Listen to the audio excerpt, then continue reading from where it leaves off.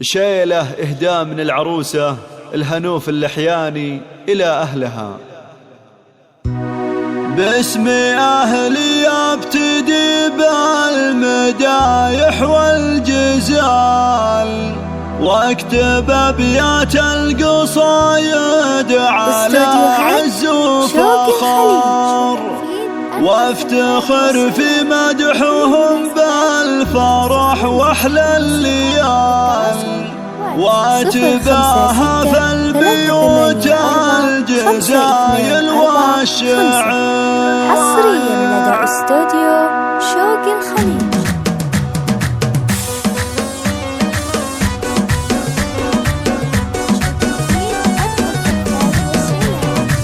باسم أهلي ابتدي بالمدايح والجزاء، واكتب أبيات القصايد على عز وفخر، وافتخر في مدحهم بالفرح واحلى الليال، واتباها في البيوت الجزايل والشعر، وابتدي في مدح ابويا شهم قرم الرجال، ذاك صابر بن دخيل الله مرفوع القدر، الكريم النادر بطيب قلبه والخصال، كاسب الامداح والعز كله والسطار، صامل الوقفات دايم وشيال الثقال،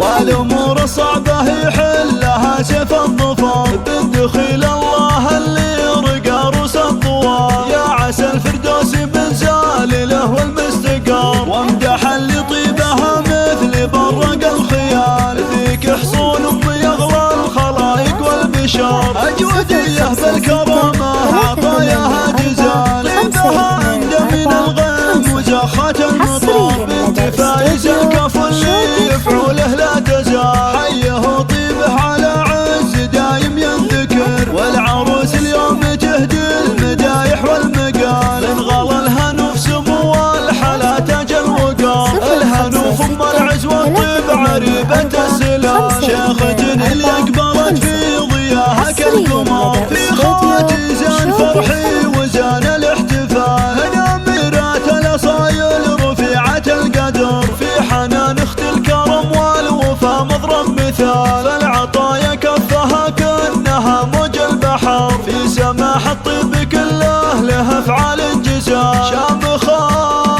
شامخة سيرتها فاحت مثل طيب العطر، نوفوري ماس ملكات المحاسن والكمال، على صيلات بزينهم والغلا مثل الدرار، واعضدي اخواني كبار المراجل والفعال، احزمي وقت الصعايب ودرعي والذخور، ذا سعد رمز المراجل مواقفه جزال، والاصيل سعود بالطيب والعز اشتهر، ذاك عبد الله الشهملي عضيد وراسمه، عزوتي وقت الشديدات لي محزن ظهر، الكفو مناحي زعيم المراجل والفعال، الرجال اندوم يحلون صعبة الليال، والختام الله يديم السعد والخير فال، يا عسى وافراحكم دايمة طول العمر، يا عسى وافراحكم دايمة طول العمر، 5 وافراحكم دايمة طول العمر.